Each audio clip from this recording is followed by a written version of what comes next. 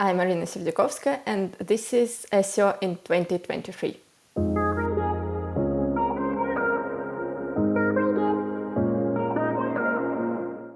Irina, what is your number one SEO tip for 2023?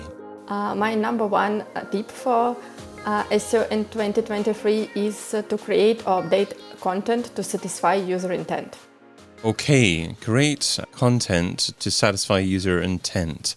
So you also shared with me beforehand that you should not, as an SEO, be doing something just for SEO if it doesn't benefit users and customers' UX. So what would come under that umbrella?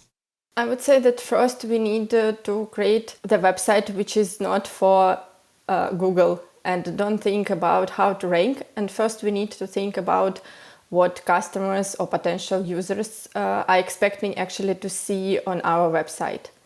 And the content is the king still in 2023, where you need to understand how to create content which users are looking for. And I think that in 2023 specifically, we need to be more specific about the content we create. So there are already thousands and thousands of websites even in one market, in one industry.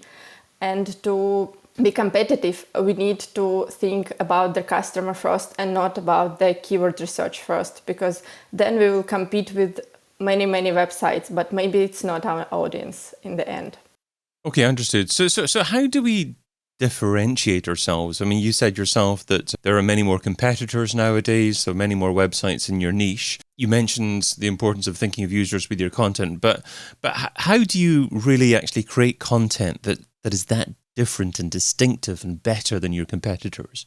I would recommend, and this is what we are doing for our clients, to speak actually with the customers and potential customers, to use the feedback from customers to create content. So not using only the keyword research tool, but also going to the customers and ask them what are the questions you would like to find answers on our website. What are the benefits you are looking when you would like to buy our product or to pay for our SaaS tool. So this is, I think, the main difference between when you're creating content based on the keyword research and when you go to customers and ask what they are looking for, and then you match this with the data you have. Okay, so if you've got a big organization with a customer service team, and customers obviously regularly speak to that customer service team, is it sufficient for that customer service team to have an additional question that they ask each customer? You know, what else would you like to see in our website content? What do you feel isn't answered? What could we do better at? Or do you actually have to set up a separate conversation and have a more intensive conversation with customers? I think it's both, basically, because you can have a group of customers who are open to give you a more detailed feedback, and most probably if they are like a fan of your business, they will be appreciate to take part in the business and improve the business if they use your tool or your products a lot.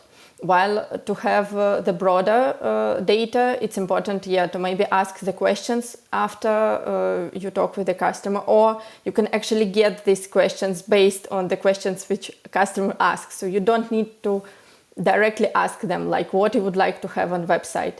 Most probably the customer team can have this list of questions because they have, I don't know, for example, they have 100 calls during the week, and they ask us, I don't know, how to cancel the tool.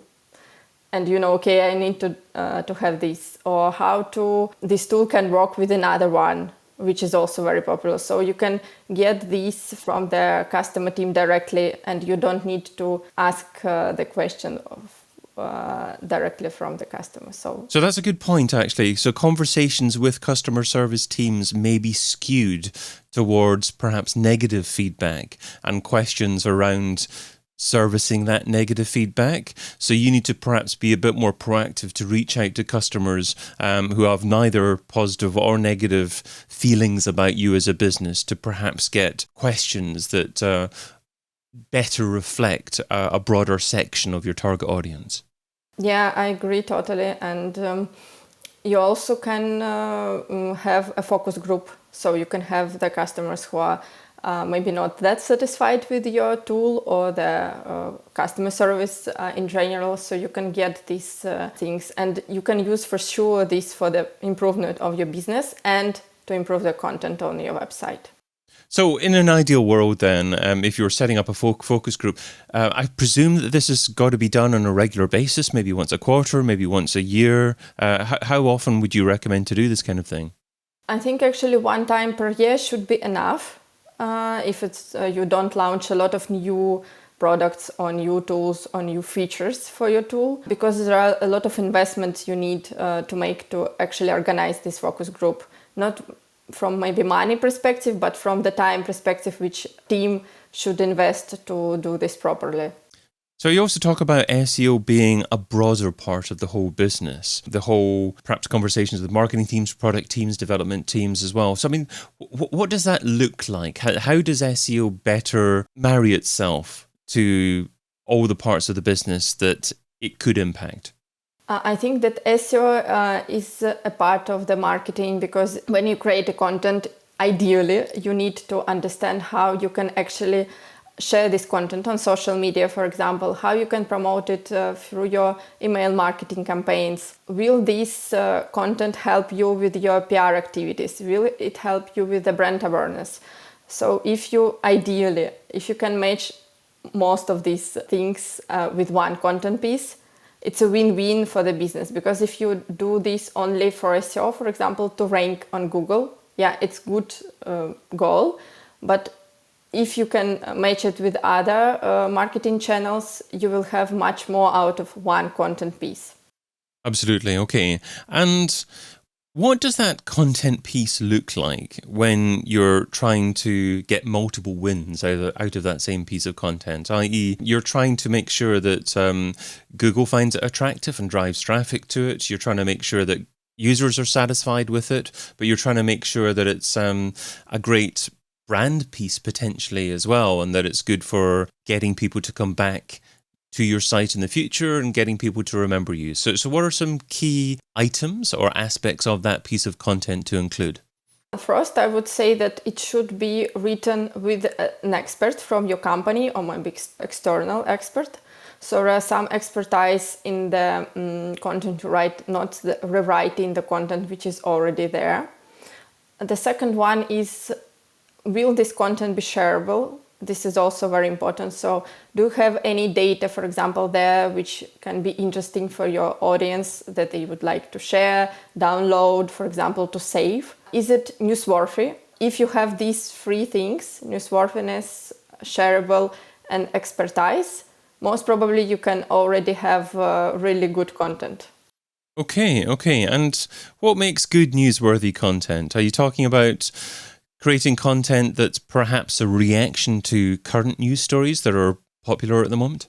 It could be this, and it could be something that you know that it should be popular or important every year, for example.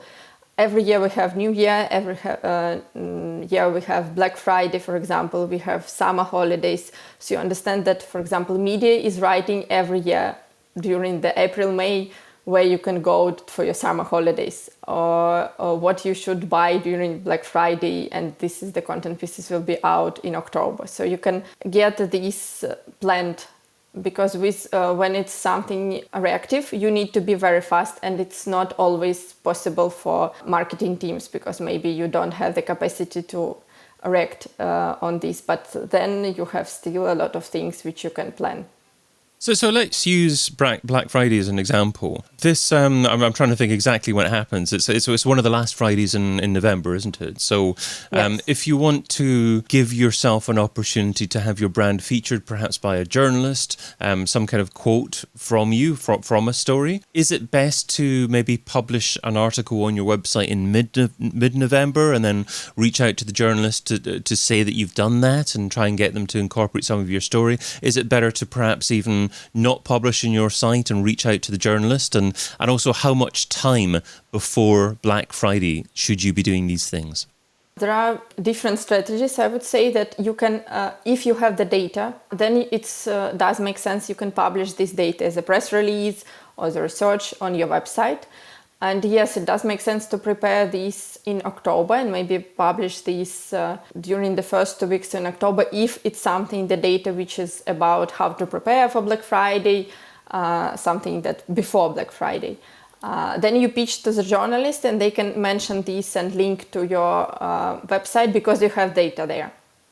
So I like your idea of creating a piece along the lines of how to prepare for Black Friday. I know that there are many other suggestions and approaches that you can take, but I think the benefits of that particular example is that you can actually start preparing for it a lot beforehand. So if you write a story about how to get the best deals on Black Friday, then it doesn't necessarily have to be published on Black Friday itself. It could be published a few weeks beforehand as well. So you're giving yourself a bigger window for that piece of content.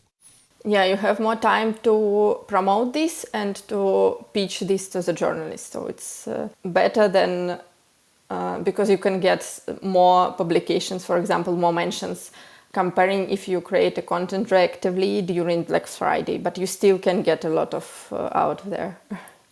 So just one final point in relation to your initial suggestions. So you were also saying, do not do something just for SEO's sake. Make sure that you incorporate users and customers UX as well. So are you saying that never build links unless it's quite likely that they will drive you traffic?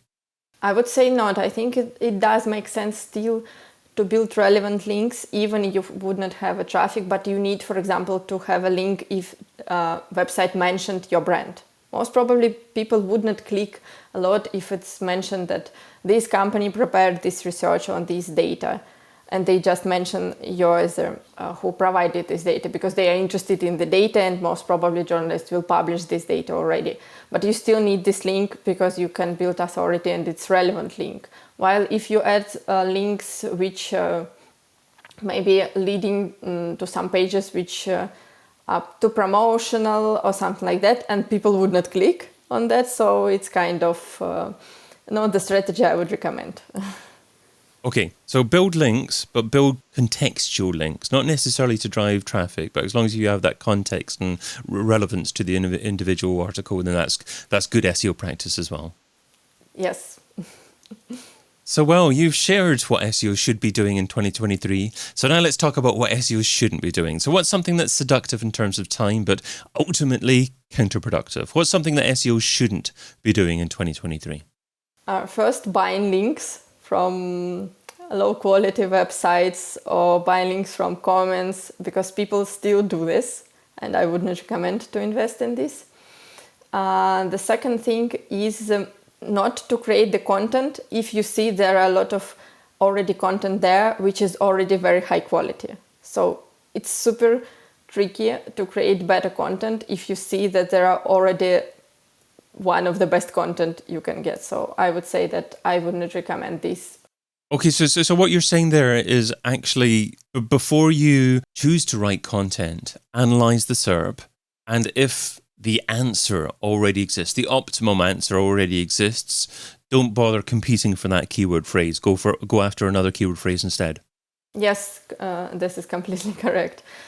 Because only if you don't have any other ideas and you have written thousands of content, then it does make sense maybe to create this content base. But for most businesses, you still have less competitive keywords and less competitive content which you can create, and you have more expertise and you will have much more worth out of this.